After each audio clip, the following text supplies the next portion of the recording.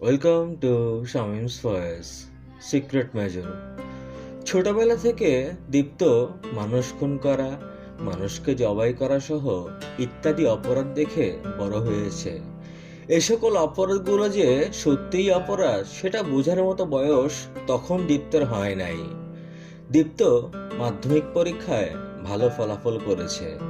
এখন দীপ্ত বোঝে কোনটা অপরাধ আর কোনটা অপরাধ না।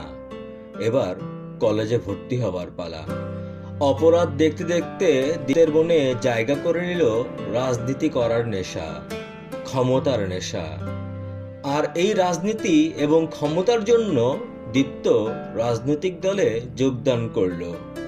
দীপ্তের মা বাবা বুঝে গিয়েছে তাদের সন্তান দীপ্ত তাদের আওতার মধ্যে আর নেই। বাকি অংশ বলছি পঞ্চম খণ্ডে ইনশাআল্লাহ।